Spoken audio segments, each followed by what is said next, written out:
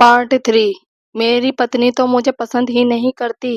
वह कहती है कि तुम 3-3 दिन तक दाढ़ी ही नहीं बनाते हो, तुझसे बात कौन करेगा। तुम्हारी दाढ़ी कांटों की तरह मेरे गालों पर चुभती है। रवीना, दाढ़ी तो मेरी आज भी बड़ी हुई है। क्या तुम भी मेरी दाढ़ी से परहेज करती हो? पापा के यह कहते ही रवीना हंसने लगी। डार्लिंग, तुम्हारी पत्नी औरत है या कोई मोम की गुड़िया? भला पुरुष की दाढ़ी की चुभन भी कहीं स्त्री को पीड़ा पहुंचाती है? स्त्री को पीड़ा तो तब पहुंचती है जब पुरुष बीच में ही साथ छोड़ जाता है। क्या तुम्हें नहीं पता प्यार में नोच खरोच का कितना महत्व है? दाढ़ी नोच खरोच का ही तो काम करती है। ईश्वर ने कुछ सोच समझ कर ही पुरुष को दाढ़ी दी है। सच तो यह है कि मैं तुम्हें तुम्हारी दाढ़ी से ही पसंद करती हूँ। यह कहते कहते रवीना ने पापा को बाहों में समेट लिया और अपने चिकने और मुलायम गाल उनके दाढ़ीदार गाल पर रखकर रगड़ने लगी। यह मेरे लिए एक नया ही अनुभव था। मैं आश्चर्यचकित होकर सोच रही थी, यहाँ तो कोई भी किसी से प्यार नहीं कर रहा, यहाँ तो केवल हवस की ही प्रधानता है। रवीना पापा को इसलिए पसंद करती है क्योंकि उसे पुरुष की दाढ़ी की चुभन अच्छी लगती है, और मम्मी वेदांत अंकल पर इसलिए मुग्ध है क्योंकि वह हवस कला में निपुण है और साथ ही चिकने गालों वाले हैं। ये दोनों स्त्रियां ही हैं, लेकिन इनकी पसंद अलग अलग है। शायद यही वजह है कि स्त्री पुरुष अपने जीवन साथी को छोड़कर कहीं बहक जाते हैं। बहक क्या जाते हैं, अपने मनपसंद किसी सुयोग्य साथी की तलाश कर लेते हैं। मैं भी तो एक स्त्री ही हूँ। क्या मेरी पसंद अपने विचारों के अनुकूल पुरुष की नहीं है? क्या अपनी पसंद की चीज को ढूंढना या पाना गलत है? नहीं। पापा, मम्मी, वेदांत अंकल, रवीना आदि सब बहके या भटके नहीं हैं। इन्होंने तो अपनी अपनी पसंद को हासिल किया है।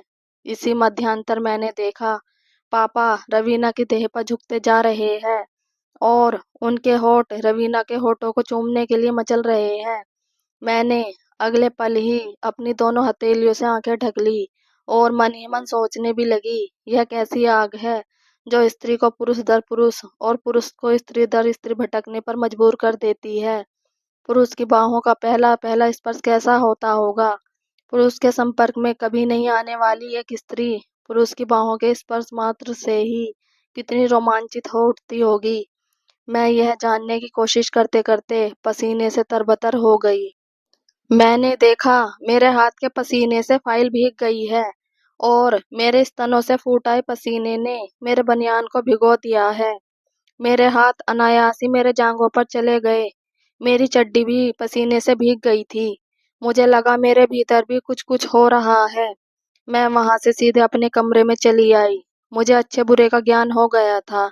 मेरे होठों से अनायास ही बॉल फूट पड़े। अब स्थिति मेरे सामने बिल्कुल ही स्पष्ट है। न तो मम्मी दोषी है और ना ही पापा दोषी है। चरित्रहीन कोई नहीं है। एक दूसरे के प्रति अरुचि, नापसंदगी और लाचारी ने ही दूसरे से संबंध बनाने के लिए मजबूर किया है। जो लोग इन बातों को नहीं समझते, वे ही ऐसे संबंधों को गलत मानते हैं। मैं मम्मी को भी जानती हूँ और पापा को भी जानती हूँ। मुझे अच्छी तरह से याद है, मम्मी पहले ऐसी नहीं थी। देह बेचना उनका धंधा नहीं है। वेदांत अंकल से वह पैसे नहीं ऐंठती है। उसे चरम सुख चाहिए जो पापा नहीं दे सकते, क्योंकि पापा तो रवीना पर मुग्ध है। जब प्रकृति के सारे कार्य समय से होते हैं तो फिर मनुष्य किसी का इंतजार कब तक करेगा? मम्मी जवान है, उन्हें इंद्रिय सुख चाहिए ही चाहिए। किसी को बदचलन या चरित्रहीन कहना जितना आसान है, उसको समझना उतना ही कठिन है। एक पुरुष की बाहों से दूसरे पुरुष की बाहों में जाने का सफर कितना दुष्कर होता है। भले ही तुझे प्यार के सुखों में वृद्धि हो जाती हो, पर क्या शुरू शुरू में दूसरे पुरुष तक पहुंचने में तकलीफ नहीं होती होगी? कितना अपमानित होना पड़ता होगा। मम्मी पापा को नजरअंदाज शुरू से ही करती आ रही है। आखिर कब तक वह अपने प्रति उनकी उदासीनता को ओढ़े रहते? कभी न कभी तो किसी न किसी से तो उन्हें जुड़ना ही था। मैं रवीना की शुक्रगुजार हूँ कि उसने पापा को समझा, और मैं वेदांत अंकल की भी शुक्रगुजार हूँ जिसने मम्मी की पीड़ा को और बढ़ने नहीं दिया। अगर पापा के जीवन में रवीना नहीं आई होती और मम्मी के जीवन में वेदांत अंकल नहीं आए होते, तो क्या ये दोनों दिमागी रूप से पागल नहीं हो गए होते? इन अवैध संबंधों ने ही तो उन्हें रोगी होने से बचाया है। इतने में ही मेरे विचारों की श्रृंखला टूट गई। पापा दरवाजे पर खड़े थे और रवीना उनके पीछे खड़ी थी। मेरे बोलने से पहले ही दोनों मेरे नजदीक आकर बैठ गए। मैंने देखा दोनों के ही चेहरों पर गजब की ताजगी और आत्मसंतुष्टि थी। मेरे मन में पापा के प्रति कोई मैल भाव नहीं था। मैं रवीना को भी एक बदचलन औरत नहीं मानती थी। मम्मी के लिए भी मेरे मन में कोई बैर भाव नहीं था। परिस्थितियां ही ऐसी बन गई थी कि सब घालमेल हो गया था। ऐसा कभी मेरे साथ भी हो सकता था या किसी दूसरे के साथ भी। मेरी तरह विचारधारा शुरू शुरू में इन लोगों की भी होगी। जब परिस्थितियां इनके प्रतिकूल होती गई तो इनके विचारों में भी बदलाव आता चला गया। मेरे भीतर एक गजब का आत्ममंथन चल ही रहा था कि पापा ने मुझे टोक दिया। काजोल बेटी, क्या सोच रही हो? तुम्हारी पढ़ाई कैसे चल रही है? ठीक चल रही है पापा। मैंने यह कहते हुए पापा की ओर देखा तो वह मुझसे आंखें मिला ना सके। मैं बोली, पापा, मैं तो तुम्हारी बेटी हूँ। तुम मम्मी के लिए या दुनिया के लिए जैसे भी हो, लेकिन मेरे लिए तो सिर्फ मेरे पापा ही हो। और मम्मी भी तुम्हारे लिए कैसी भी क्यों ना हो, पर मेरे लिए तो मेरी मम्मी है। मैं जानता हूँ बेटी। यह कहते कहते पापा ने मुझे अपने गले से लगा लिया। मैंने महसूस किया पापा कुछ कुछ यह जान गए थे कि मुझे मालूम हो गया है। रवीना से उनके क्या संबंध है। इतने में ही रवीना ने अपने पर्स से टॉफियों के 2-3 पैकेट मेरे आगे रख दिए। तुम्हें ये टॉफियां पसंद है ना? मैं तुम्हारे लिए ही लाई हूँ। रवीना यह कहकर हंसने लगी।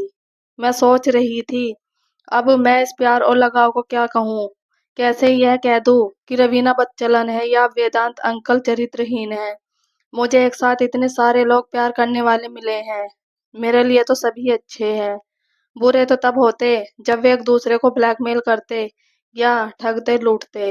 वे तो जिंदगी को जी रहे हैं, वह भी बड़े ही सलीके से। मम्मी पापा के साथ रह भी रही है और अपने तरीके से जी भी रही है। पापा भी मम्मी के साथ रह रहे हैं और अपना जीवन भी जी रहे हैं। घाटे में कोई है तो वो मैं हूँ। मुझे मम्मी पापा की दोहरी जिंदगी के साथ आए दिन समझौता करना पड़ता है। मुझे डर है कहीं मैं भी दोहरी जिंदगी जीने की आदी ना बन जाऊं। इतने सारे लोगों का प्यार किसी दिन मेरे लिए धीमा जहर भी बन सकता है। मैं अभी और सोचती इतने में पापा बोल पड़े, बेटी तुम अपनी पढ़ाई करो, मैं रवीना को बस स्टैंड तक छोड़ कर आता हूँ। Yes papa. मैं यह कहकर एक किताब रैक से निकालकर पलटने लगी। दूसरे दिन मैं स्कूल आई तो माधुरी गेट पर ही मिल गई। वह एक लड़के से हंस हंस कर बातें कर रही थी। मेरे संस्कार ही ऐसे थे कि मैं जिस किसी स्त्री पुरुष या लड़का लड़की को हंसते बोलते देखती तो मैं उनके संबंधों को लेकर सशंकित हो उठती। मेरा सोचने का नजरिया ही बदल गया था। हालांकि पहले मैं ऐसी नहीं थी। तभी मैंने देखा वह लड़का कोई और नहीं बल्कि किशोर है, जो बातें करते करते माधुरी का हाथ थाम लेता है। मैं उनके नजदीक आते ही चहक पड़ी। हेलो माधुरी, कैसी हो? माधुरी मेरे गाल पर एक प्यार भरी चपत लगाते हुए बोली, जब मैं कहीं बाहर जाती हूँ तभी तू मेरे घर आती है। यह किशोर है, मेरा बेस्ट फ्रेंड। माधुरी ने किशोर की ओर इशारा करते हुए कहा तो मैं हंसने लगी। क्या किशोर को मैं नहीं जानती कि तू परिचय करवा रही है?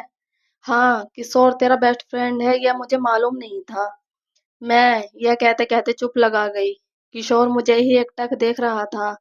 उसकी आंखों में शरारत थी। तभी वह आंख नचाते हुए बोला, माधुरी तुम्हारी यह सहेली तो बड़ी ही सुंदर और स्मार्ट है। क्या माधुरी बदसूरत है? मैंने व्यंग किया।